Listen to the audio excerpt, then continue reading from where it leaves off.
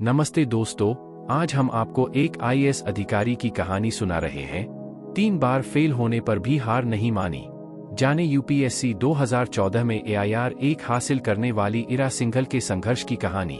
IAS इरा सिंघल रीढ़ की वक्रता से पीड़ित है, जिसे स्कोलियोसिस भी कहा जाता है। लेकिन उन्होंने कभी भी अपनी विकलांगता को अपने सपनों के मार्ग में बाधा नहीं बनने दिया। उन्होंने 2014 में यूपीएससी सिविल सेवा परीक्षा की सामान्य श्रेणी में टॉप किया। आईएएस इरा सिंघल को एक प्रतिबद्ध, समर्पित और कड़ी मेहनत करने वाले अफसरों में से एक माना जाता है। वह 2014 में यूपीएससी सिविल सेवा परीक्षा की टॉपर थी। आम आदमी को इरा सिंघल की सफलता एक चमत्कार प्रतीत होगी, लेकिन उनकी सफलता कोई चमत्कार नहीं बल्कि उनकी कड़ी मेहनत का नतीजा है।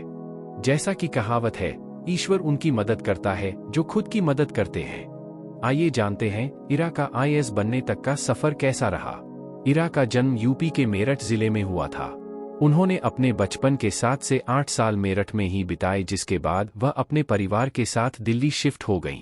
वह बताती हैं कि जब वह मेरठ में रहती थीं तब वहां काफी दिनों तक कर्फ्यू लगता था और वह लोगों से सुनती थी कि डीएम ही कर्फ्यू लगाते हैं। डीएम की शक्ति और जिम्मेदारियों से इरा काफी प्रभावित हुई और उन्होंने यह तय किया कि वह बड़ी होकर डीएम ही बनेंगी। इरा ने Netaji Subhash institute of technology (NSIT) से ग्रेजुएशन की डिग्री और faculty of management studies (FMS) Delhi से MBA की डिग्री हासिल की। उन्होंने कन्फेक्शनरी फर्म कैडबरी इंडिया में मैनेजर के रूप में और कोका कोला में मार्केटिंग इंटर्न के रूप में भी काम किया। इरा का कहना है कि वह अपनी जॉब में खुश तो थी परंतु संतुष्ट नहीं थी। दिन में 18 से 20 घंटे काम करने के बाद उन्होंने पैसे जरूर कमाए, पर उनकी इस मेहनत से किसी की जिंदगी में कोई बदलाव नहीं आया और यही बात सोचकर वह असंतुष्ट रहती थी।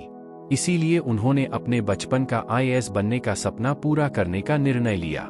3 बार यूपीएससी में सिलेक्शन होने के बाद भी हुई रिजेक्ट।